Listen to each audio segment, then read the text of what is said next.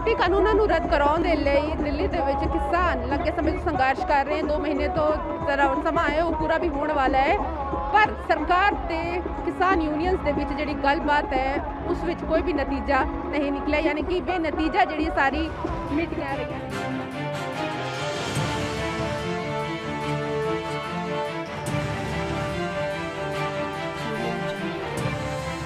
ਹੋ ਰਿਹਾ ਮੈਂ ਜਿਹੜੀ ਫੈਮਿਲੀ 'ਚ ਜਾ ਰਹੀ ਹਾਂ ਕਿ ਉਹ ਕਿਸਾਨ ਸੰਘਰਸ਼ ਨਾਲ ਸੰਬੰਧਿਤ ਆ ਤੇ ਵਧੀਆ ਖੁਸ਼ੀ।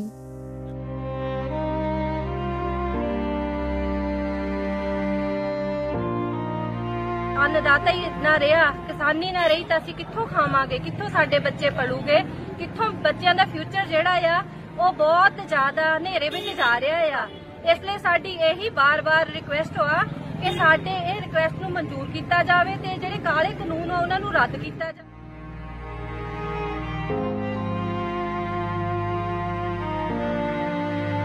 अपना परिवार दिल्ली दे बॉर्डर ते बैठा आ, आपां सारे बहुत दुखी आ।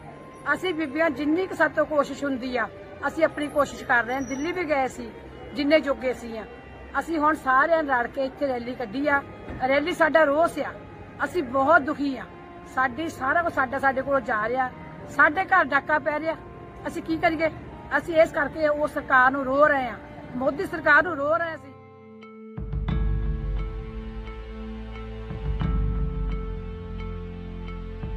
मैं किसान हाँ, किसान दी धी हाँ, किसान दी घर वाली हाँ ते मैं एक पिंड तो हाँ ते मैनू बहुत वधिया लग्या कि शहर वालियां ने साडे लई एक मार्च कड्ढी आ ते साडा फर्ज बनदा कि उन्हां दे नाल खड़े होण दा ते जिन्ना हो सके असीं सारे एकजुटता दिखावांगे ताकि साडी आवाज़ सरकार तक पहुँच सके।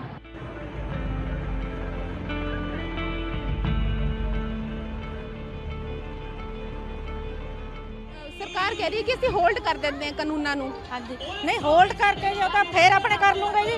ਹੁਣ ਹੋਲਡ ਕਰ ਦੂੰਗੇ ਫਿਰ ਚੱਕ ਦੂੰਗੇ ਜੀ। ਇਹ ਸਰਕਾਰ ਹੈ ਜੀ, ਸਰਕਾਰ ਦੀ ਚਾਲ ਹੈ ਇਹ, ਠੀਕ ਹੈ ਨਾ। ਅਸੀਂ ਕਹਿੰਦੇ ਸ਼ਾਂਤਮਈ ਨਾਲ ਅਸੀਂ ਕਰ ਰਹੇ ਹਾਂ। ਤਿੰਨੇ ਕਾਨੂੰਨ ਰੱਦ ਹੋ ਜਾਵੇ। 26 ਜਨਵਰੀ ਸ਼ਾਂਤਮਈ ਨਾਲ ਮਨਾਉਂਗੇ ਹਰ ਇੱਕ ਚੀਜ਼। 3 ਮਹੀਨੇ ਹੋ ਗਏ ਜੀ ਉੱਥੇ ਬੈਠਿਆਂ ਨੂੰ, ਸ਼ਾਂਤਮਈ ਚੱਲ ਰਿਹਾ ਕੰਮ। ਸਿਰਫ ਆਪਣਾ 3 ਕਾਨੂੰਨ ਤੇ MSP।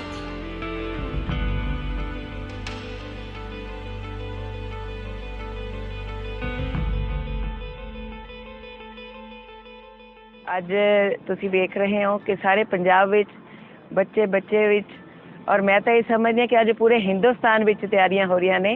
ਇਸ ਵਾਰੀ ਗਣਤੰਤਰ ਦਿਵਸ ਇੱਕ ਅਲੱਗ ਗਣਤੰਤਰ ਦਿਵਸ ਹੋਏਗਾ ਕਿਉਂਕਿ ਹਰ ਹਿੰਦੁਸਤਾਨੀ ਜਿਹੜਾ ਇੱਥੇ ਜੰਮਿਆ ਹੈ ਅੱਜ ਉਹ ਕਿਸਾਨਾਂ ਦੇ ਨਾਲ ਹੈ ਔਰ ਸਾਰੇ ਦਿੱਲੀ ਪਹੁੰਚ ਰਹੇ ਨੇ। ਤੁਸੀਂ ਦੇਖੋ ਹਰ ਘਰ 'ਚ ਤਿਆਰੀ ਹੋ ਰਹੀ ਹੈ ਕਿ ਅਸੀਂ 26 ਜਨਵਰੀ ਦਿੱਲੀ ਮਨਾਉਣੀ ਹੈ।